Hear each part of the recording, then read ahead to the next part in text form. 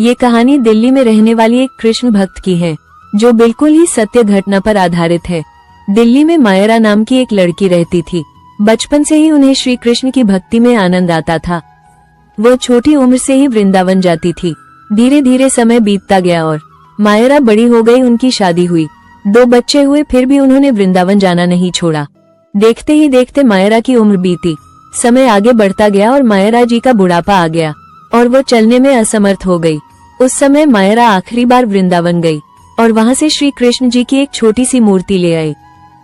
वो कृष्ण जी की मूर्ति को ही अपना लल्ला कहती, कृष्ण लला को अपने पुत्र के समान प्रेम करती, अपनी जान से ज्यादा रखती अपने लला का ध्यान।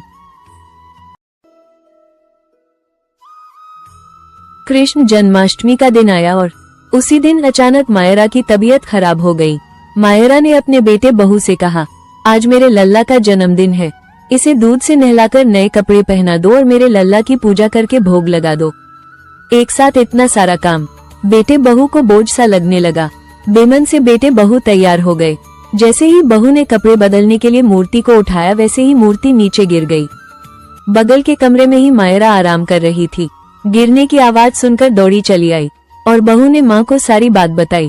ये सुनकर मायरा परेशान होने लगी और कहने लगी, मेरे लल्ला को चोट आ गई, जल्दी से डॉक्टर को बुलाओ और मेरे लाल को दिखाओ, अगर इसको कुछ हो गया मुझे भी मार गिराओ।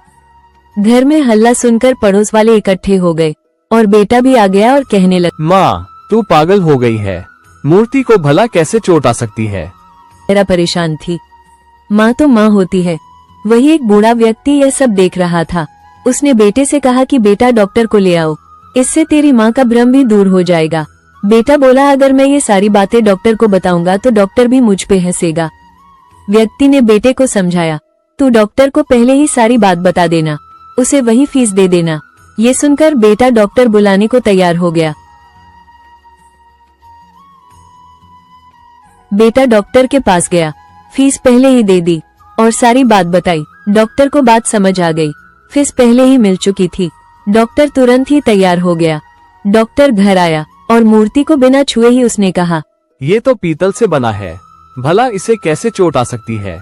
पीतल को चोट आए ऐसा कभी हुआ नहीं है, ये केवल तेरी ममता है। मायरा ने डॉक्टर से कहा, तूने मेरे लल्ला को छुआ भी नहीं और तू बोल रहा है इसे कुछ भी नहीं हुआ है। ये सुनकर डॉक्टर को गुस्सा आया, लेकिन उसने फीस ले रखी थी तो उसे मायरा की बात सुनाई पड़ी और बोला, ले माई, मैं अभी तेरा भ्रम दूर कर देता हूँ। उसने मूर्ति के हाथ की नब्ज पकड़ी, माथे पर हाथ रखा और पूछा, बोल माई क्या है। कुछ नहीं।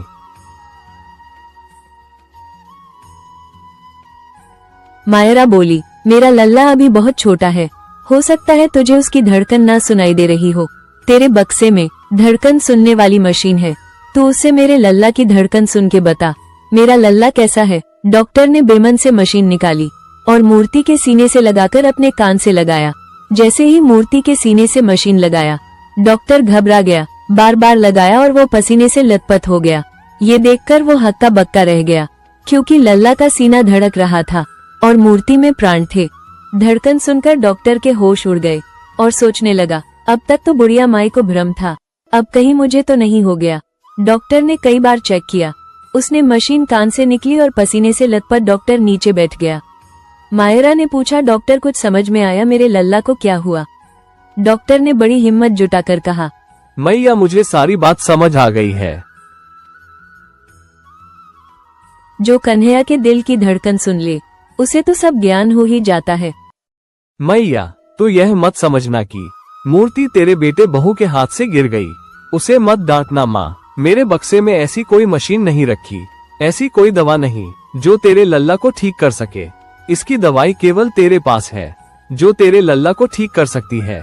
मैया, मूर्ति तेरे बेटे बहू के हाथ से नहीं गिरी, बल्कि तेरा लल्ला तेरी गोद में आने के लिए थोड़ा सा उछल गया था। तू इसे गोद में ले ले, लाल तेरा मुस्काने लगेगा, गोद में खुद भी नाचे, तुझे भी नचाने लगेगा। इतना कहकर डॉक्टर उठा। उसने अपना बक्सा वहीं छोड़ा और उसने जो फीस ले रखी थी निकालकर वहीं रख दी। मायरा बोली, कहा जा रहा है, कम से कम अपना सारा सामान तो लेते जा। डॉक्टर बोला, मैया मुझे अब इस सामान की कोई जरूरत नहीं। तेरे लाल की माया देखकर बड़ा घबरा रहा हूँ। जहाँ से तू लल्ला लेकर आई है वही मैं जा रहा हूँ। बुलाकर तुमने मुझ पर बड़ा एहसान किया है। आज से सारा जीवन इसी के नाम किया है। बनवारी माँ तू नहीं, पागल नहीं है। पागल सारा जहान, भगत के वश में है भगवान। इस करिश्मे को सुनकर हमें इस सच को स्वीकार करना पड़ेगा कि माँ की ममता के आगे भगवान हार गए और एक मूर्ति में भी जान आ गई।